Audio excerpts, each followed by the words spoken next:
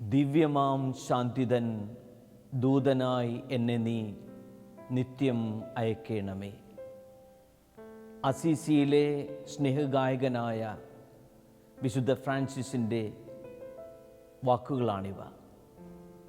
ഈ വാക്കുകൾക്ക്, ഈ പ്രാർത്ഥനയ്ക്ക് ഇന്ന് കൂടുതൽ പ്രസക്തിയും പ്രാധാന്യവും കടന്നു വരുന്നു.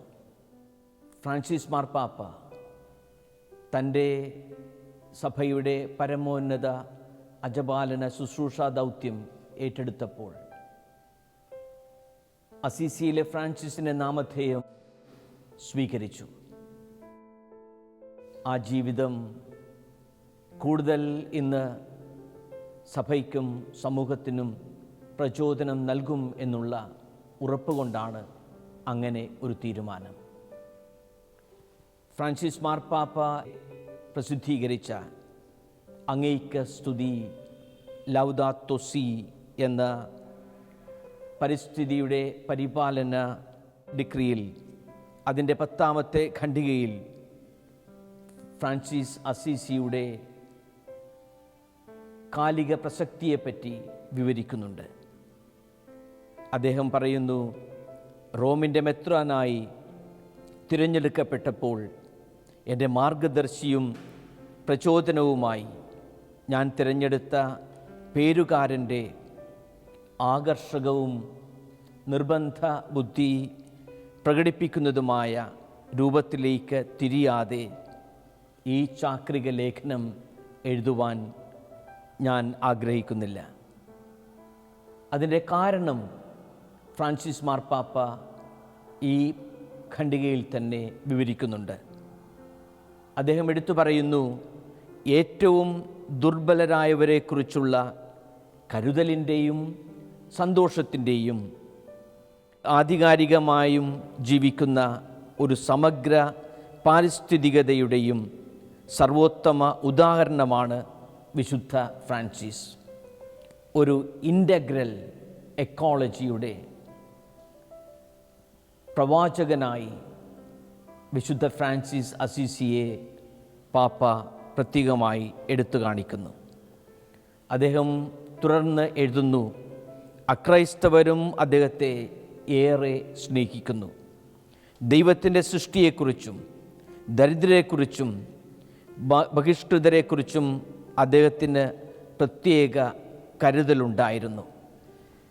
പ്രകൃതിയെ സംബന്ധിച്ച കരുതൽ, ദരിദ്രരോടുള്ള നീതി, സമൂഹത്തോടുള്ള പ്രതിബദ്ധത, ആന്തരിക സമാധാനം എന്നിവ തമ്മിലുള്ള ബന്ധം എത്ര അവിഭാജ്യമാണെന്ന് വിശുദ്ധ ഫ്രാൻസിസ് നമുക്ക് കാണിച്ചു തരുന്നു എന്ന് ലൗദാത്തോ സി എന്ന ഈ പരിസ്ഥിതിയെപ്പറ്റിയുള്ള ചാക്രിക ലേഖനത്തിൻ്റെ 10ാം ഖണ്ഡികയിൽ മാർപ്പാപ്പ എടുത്തു പറയുകയാണ്.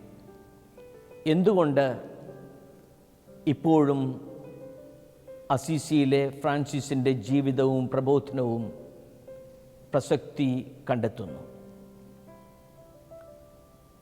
1972 വളരെയേറെ ശ്രദ്ധ പിടിപ്പിച്ചു പറ്റിയ ഫ്രാങ്കോ സെഫറെല്ലിയുടെ ഒരു സുന്ദരമായ സിനിമ ഉണ്ടായിരുന്നു. ഫ്രത്തേല്ലോ സോളെ സൊറെല്ല ലൂന എന്ന ഇറ്റാലിയൻ ഭാഷയിൽ അദ്ദേഹം ആ സിനിമ ഇറക്കി. സഹോദരൻ സൂര്യൻ, സഹോദരി ചന്ദ്രൻ. അങ്ങനെ പ്രകൃതിയോടുള്ള പ്രതിബദ്ധതയെപ്പറ്റി വിവരിക്കുന്ന ആ സിനിമ ഫ്രാൻസിസ് അസീസിയുടെ പ്രകൃതി സ്നേഹവും സഹജീവികളോടുള്ള സാഹോദര്യബോധവുമെല്ലാം വിവരിക്കുന്നതായിരുന്നു. ഈ സിനിമ ഇറങ്ങിയതിന് ഏതാനും വർഷങ്ങൾക്കു ശേഷം 1989 ലിലിയാന കവാനിയുടെ മറ്റൊരു ശ്രദ്ധേയമായ സിനിമയും ഇറങ്ങിയിരുന്നു. വിശുദ്ധ ഫ്രാൻസിസ് അസീസിയുടെ ജീവിതത്തെ പുരസ്കരിച്ച് ഫ്രാൻചെസ്കോ എന്നായിരുന്നു അതിൻ്റെ പേര്. കൂടാതെ സാഹിത്യ ലോകത്ത് പ്രസിദ്ധ എഴുത്തുകാരനും നോവലിസ്റ്റുമൊക്കെയായിരുന്ന നിക്കോസ് കസാന്തിസാക്കിസിൻ്റെ ഫ്രാൻസിസ് എന്ന നോവലും ഏറെ പ്രചാരം സിദ്ധിച്ച ഒന്നായിരുന്നു. വിശുദ്ധ ഫ്രാൻസിസ് അസിസിയുടെ ശ്രദ്ധേയമായ ഒരു ജീവിത ചരിത്രമായിരുന്നു ഡേവിഡ് കണ്ണിങ്ഹാമിൻ്റെ ഫ്രാൻസിസ് എന്ന് ഇംഗ്ലീഷ് ഭാഷയിൽ എഴുതിയ ബയോഗ്രഫി. ഇങ്ങനെ ഈ സിനിമകളും നോവലും വിവിധ ഭാഷകളിലിറങ്ങിയ ജീവിത ചരിത്രവുമൊക്കെ ഫ്രാൻസിസ് അസീസിയുടെ ജീവിതത്തെപ്പറ്റി പൊതുജനങ്ങളുടെ മനസ്സുകളിലേക്ക് കൂടുതൽ കടന്നു വരുവാൻ ഇടയായി.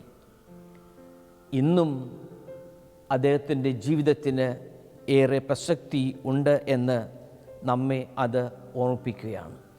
അദ്ദേഹം ജനിച്ചത് 789 വർഷങ്ങൾക്ക് മുൻപ് അസിസിയിലെ ഒരു പട്ടുവ്യാപാരിയായിരുന്ന പീറ്റർ ബേർണാഡിൻ്റെ മകനായിട്ട്. ചെറുപ്പകാലം മറ്റ് യുവാക്കന്മാരെ പോലെ സാഹസികതയുടെയും ആഡംബരത്തിൻ്റെയും സുഖലോലുപതയുടെയും ഒക്കെ ജീവിതമായിരുന്നു. എങ്കിലും അസിസിയിലെ ഒരു വ്യത്യസ്ത ജീവിതം ആരംഭിക്കുവാൻ ഫ്രാൻസിസ് തീരുമാനിച്ചത് തൻ്റെ തന്നെ ജീവിതത്തിൽ ഉണ്ടായ ചില ആത്മസംഘർഷങ്ങളുടെ എല്ലാം പരിണിത ഫലമായിട്ടാണ്.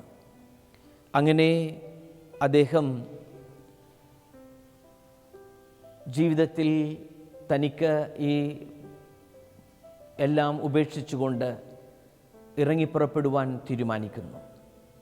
സഫറേലിയുടെ ആ സിനിമയിൽ വളരെ സുന്ദരമായ ഒരു രംഗമുള്ളത് പീറ്റർ ബെർണാഡ് എന്ന് പറയുന്ന ലാഭവും ഒക്കെ അധികം ഉണ്ടാക്കിയിരുന്ന ആ പട്ടുവ്യാപാരിയുടെ സ്ഥലത്ത് നിന്ന് തൻ്റെ ഉടുതുണി പോലും ഒഴിഞ്ഞുവെച്ച് അദ്ദേഹം നഗ്നനായി ഇറങ്ങിപ്പോകുന്നു. എല്ലാം ഉപേക്ഷിച്ചിട്ടുള്ള ഒരു ജീവിതം. പിന്നീട് അദ്ദേഹം വിശുദ്ധ പീറ്റർ ഡാമിയൻ്റെ ദേവാലയം പുനരുദ്ധരിച്ചുകൊണ്ട് അങ്ങനെ സഭയുടെ പുനരുത്ഥാനത്തിനു വേണ്ടി അദ്ദേഹം ഇറങ്ങിപ്പുറപ്പെടുന്നു. തൻ്റെ ഈ ദാരിദ്ര്യത്തെ പുൽകിയിട്ടുള്ള പുതിയ ജീവിതം എല്ലാം ഉപേക്ഷിച്ചുകൊണ്ട് പ്രകൃതിയോടുള്ള സ്നേഹത്തോടു കൂടിയുള്ള ആ ജീവിതം മറ്റുള്ളവർക്ക് പലർക്കും അത് ആകർഷണമായി തോന്നി. അങ്ങനെ വലിയ ഒരു ശിഷ്യഗണം അദ്ദേഹത്തിനെ പിൻചെല്ലുവാൻ തുടങ്ങി. ജീവിതം മുന്നോട്ട് പോകുമ്പോൾ എന്താണ് അസിസിയിലെ ഫ്രാൻസിസിൻ്റെ ആ ജീവിതത്തിൻ്റെ പ്രത്യേകതകൾ എന്നുകൂടെ നമുക്ക് വേണമെങ്കിൽ ഒന്ന് ചിന്തിക്കാം. അദ്ദേഹത്തിൻ്റെ ആ മറ്റുള്ളവരോടുള്ള, പ്രത്യേകിച്ച് സഭയോടുള്ള അടിയുറച്ച സ്നേഹവും പ്രതിബദ്ധതയുമാണ് അസിസിയിലെ ഫ്രാൻസിസിൻ്റെ ജീവിതത്തിൻ്റെ ഏറ്റവും പ്രധാനപ്പെട്ട ഒരു കാര്യമായി നാം പരിഗണിക്കേണ്ടത്. ഫ്രാൻസിസ് തൻ്റെ ജീവിതത്തിൻ്റെ ആ തീരുമാനം എടുക്കുന്നതിന് മുൻപ് ശ്രവിച്ച ആ സ്വരം ആരെ സ്നേഹിക്കുന്നതാണ് കൂടുതൽ ഉത്തമം, യജമാനനെയോ ദാസനെയോ എന്ന ആ ഒരു സ്വരം ആ മനുഷ്യൻ ശ്രവിക്കുകയും അങ്ങനെ യജമാനനെ സേവിക്കുന്നതാണ് ഉത്തമമെന്ന് തിരിച്ചറിഞ്ഞുകൊണ്ട് പ്രത്യുത്തരം നൽകുകയും അങ്ങനെ വീട്ടിലേക്ക് മടങ്ങി ചെല്ലുമ്പോഴാണ് അന്ന് വീണ്ടും ഈ ഒരു ദർശനമുണ്ടാകുക. പീറ്റർ ഡാമിയൻ്റെ തകർന്നു കിടക്കുന്ന ആ ദേവാലയം പുനരുദ്ധരിക്കുവാൻ ഒരുമ്പെടുക. പിന്നീടുള്ള ജീവിതം മുഴുവൻ നാം കാണുക സഭയുടെ നവീകരണത്തിന് വേണ്ടി ഉള്ള തൻ്റെ സമർപ്പണമാണ്. അങ്ങനെ ഫ്രാൻസിസ് അസീസിയുടെ ജീവിതത്തിൽ നാം പ്രഥമമായി കാണുന്നത് സഭയോടും സഭയുടെ വിശ്വാസത്തോടുമുള്ള ആ പ്രതിബദ്ധതയും അതേസമയത്ത് തന്നെ സഭാധികാരികളോടുള്ള ആദരവും ബഹുമാനവുമൊക്കെയാണ്. മറ്റൊന്ന്, എല്ലാം ഉപേക്ഷിച്ചുകൊണ്ട് ജീവിതത്തിൽ എന്നും ദൈവത്തെ പുൽകിക്കൊണ്ടുള്ള ഒരു വിശുദ്ധ ജീവിതം, അതും ഫ്രാൻസിസിൻ്റെ ജീവിതത്തിലെ പ്രത്യേകതയായിരുന്നു. വളരെ പ്രത്യേകമായി കാൽവരിയിലെ ആ കുരിശിലേക്ക്, ക്രിസ്തുവിൻ്റെ കുരിശിലേക്കുള്ള ആ ആഭിമുഖ്യം, അത് ഫ്രാൻസിസിൻ്റെ ജീവിതത്തിൽ എന്നും തെളിഞ്ഞു കാണാവുന്ന മറ്റൊരു യാഥാർത്ഥ്യമാണ്. നാം സാധാരണ കാണുന്ന അസിസിയിലെ ഫ്രാൻസിസിൻ്റെ പ്രതിമകൾ കൈ മുകളിലേക്ക് ഉയർത്തിക്കൊണ്ട് ക്രൂശിതനിലേക്ക് ഉയർത്തിക്കൊണ്ട് നിൽക്കുമ്പോൾ ക്രൂശിതൻ്റെ മറ്റൊരു കൈ ഈ അസിസിയിലെ ഫ്രാൻസിസിനെ താങ്ങി മുകളിലേക്ക് കൊണ്ടുവരുന്ന ആ ഒരു രൂപം. അങ്ങനെ ക്രിസ്തുവിൻ്റെ കുരിശിനെ പുൽകുവാനും ആ ക്രിസ്തുവിൻ്റെ സ്നേഹസാന്നിധ്യമെന്നും അനുഭവിക്കുവാനും സാധിച്ച ഒരു വിശുദ്ധൻ്റെ ചിത്രമാണ് നാം അവിടെ കാണുക. മാത്രമല്ല, എന്നും ഈ ക്രിസ്തുവിൻ്റെ പീഡാനുഭവങ്ങളോടും സഹനത്തോടുമുള്ള ആഭിമുഖ്യം അവസാനം ഫ്രാൻസിസിൻ്റെ മരണത്തിന് 2 വർഷം മുൻപ് പഞ്ചക്ഷതങ്ങൾ തൻ്റെ ജീവിതത്തിലേക്ക് സ്വീകരിക്കുകയാണ്. അങ്ങനെ 1224 സെപ്റ്റംബർ 17-ാം തീയതി അദ്ദേഹത്തിന് യേശുവിൻ്റെ ആ കുരിശിലുള്ള യേശുവിനെ പോലെ തന്നെ പഞ്ചക്ഷതങ്ങൾ ജീവിതത്തിൽ അനുഭവിക്കുവാൻ ഇടയാകുന്നു. എല്ലാവിധത്തിലും ക്രൂശിതനായ ക്രിസ്തുവിനെ പിൻചെല്ലുന്ന വിശുദ്ധ ഫ്രാൻസിസ് സർവസംഘ പരിത്യാഗിയായി ക്രിസ്തുവിനെ പുൽകിക്കൊണ്ട് ജീവിക്കുവാനുള്ള ഒരു തീരുമാനം എടുക്കുന്നു.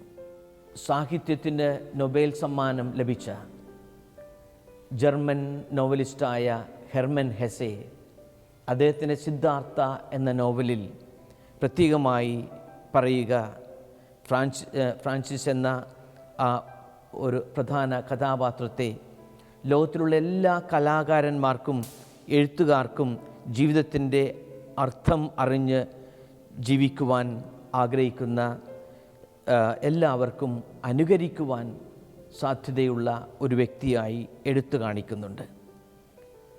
റഷ്യയുടെ നേതാവായിരുന്ന ഭരണാധികാരിയായിരുന്ന ലെനിൻ പറഞ്ഞ ഒരു വാക്യവും ശ്രദ്ധേയമാണ്. 1 ഡസൻ ഫ്രാൻസിസ്മാർ റഷ്യയിൽ ഉണ്ടാകുമെങ്കിൽ റഷ്യ പൂർണ്ണമായും മാനസാന്തരപ്പെടും, പൂർണ്ണമായി വികസനം സംഭവിക്കും എന്ന്.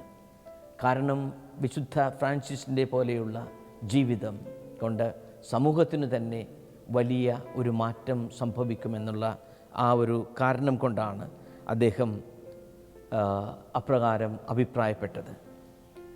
ഫ്രാൻസിസ് മാർപ്പാപ്പ അസീസിയിൽ ചെന്ന് വിശുദ്ധ ബലി അർപ്പിച്ചപ്പോൾ അദ്ദേഹം പ്രത്യേകമായി ദിവ്യപൂജ അവസരത്തിൽ പറഞ്ഞത് ഇപ്രകാരമാണ്: we turn to you Francis, we ask you, teach us to remain before the cross, to let the crucified Christ gaze upon us എന്നാണ്.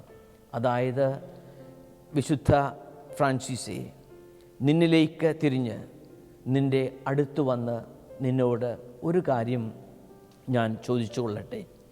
ക്രൂശിതനായ ക്രിസ്തുവിൻ്റെ കടാക്ഷം ഞങ്ങളിൽ വീഴുവാൻ വീണ്ടും സാധിക്കും വിധം ക്രൂശിതനോട് ചേർന്ന് നിൽക്കുവാൻ ഞങ്ങളെ പഠിപ്പിക്കണമേ എന്ന്. ആ പ്രസംഗത്തിൽ തന്നെ അദ്ദേഹം സൂചിപ്പിച്ചു, കുരിശിൽ കിടക്കുന്നത് ക്രിസ്തു മൃതനായിട്ടല്ല, ജീവിക്കുന്നവനായിട്ടാണ്. അവിടുത്തെ തിരുവിലാവിലെയും കൈകളിലെയും കാലുകളിലെയും മുറിപ്പാടുകളിൽ നിന്ന് ഒഴുകിയെത്തുന്ന രക്തം സംസാരിക്കുന്നത് ജീവനെ പറ്റിയാണ്.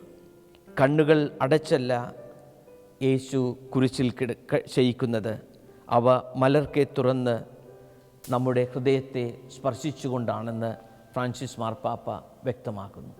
അങ്ങനെ കുരിശിൻ്റെ ആ ചൈതന്യം നമ്മുടെ ജീവിതത്തിലേക്ക് പ്രകടിപ്പിക്കുവാൻ, വീണ്ടും കൊണ്ടുവരുവാൻ വിശുദ്ധ ഫ്രാൻസിസിൻ്റെ മാതൃക നമുക്ക് ശക്തമായ വിധത്തിൽ നിലകൊള്ളുന്നു. വിശുദ്ധ ഫ്രാൻസിസ് അസീസി നമുക്ക് നൽകുന്ന കാലിക പ്രസക്തമായ മറ്റൊരു സന്ദേശം പ്രകൃതിയെ സ്നേഹിക്കുവാനും അതിൻ്റെ പരിപോഷണത്തിനു വേണ്ടിയുള്ളതുമാണ്.